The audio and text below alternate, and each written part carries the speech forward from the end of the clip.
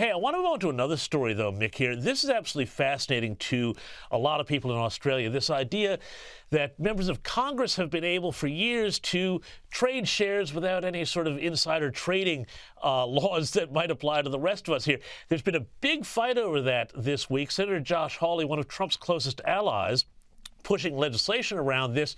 But Trump says that Hawley's been teaming up with Democrats on this. He slammed Hawley. At the same time, Nancy Pelosi, who has been one of Capitol Hill's, shall we say, most astute investors, wasn't particularly happy either. Have a look at this. Nancy Pelosi became rich. Why do you have to read that? We're here to talk about the 60th anniversary of Medicaid. That's what I agreed to come to talk about. Yeah, but I wanted wanted what that means in the election. I wanted to give you a chance just to respond. He accused you of insider trading. What's your response to that? That's ridiculous.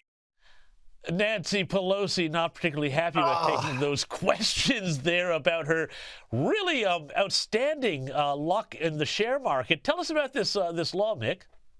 Yeah, there's so much to unpack right there, James. First of all, that's the reaction of a Democrat who's never had to answer a tough question before on CNN. She was stunned that they would even ask her that. How could you ask me that question on this network? This is my network. This is the Clinton News Network. You're not supposed to ask me those questions on this. That's a Fox News type of question.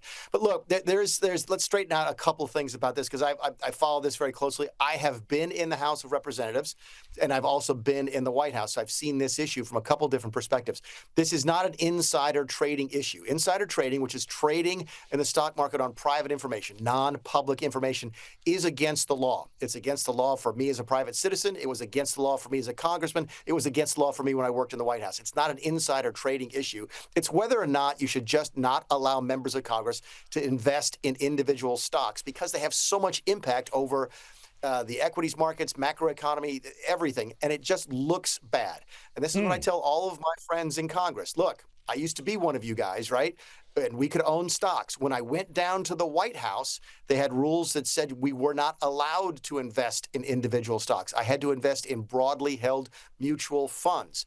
Why there's different rules for members of the House and members of the White House, I have no idea. But I think the House and the Senate would be a lot better off by simply banning this because it looks so terrible to the public, and the institution is already struggling with its credibility. It's funny, there's a X account, a Twitter account that tracks Nancy Pelosi's share trades, and that portfolio has done very, very well over the years. Hey, I want to talk about some Middle Eastern news here, too. The White House has also confirmed that Steve Witkoff is headed to Gaza on Saturday to inspect distribution sites for aid in Gaza. But this comes amidst all of these other countries calling for a recognition of Palestine. Canada is the latest one of the latest ones. There's a lot of politicians here and a lot of folks in the Trump administration are like, wait a second, so you want to reward the Palestinians for the October 7th attacks. That's what this is all about, right? This is what the Palestinians wanted. They wanted this war. It's why they started the attacks on October 7th. And now here many Western countries contemplating giving them exactly what they wanted before they started this war. So I don't think it's going to help. It's going to fall on deaf ears, I think, in this country. Again, it may not be the kiss of death. It wasn't with the British, but it's not going to make making a deal any easier. I would watch the Canadian situation very closely if I was the Australian government.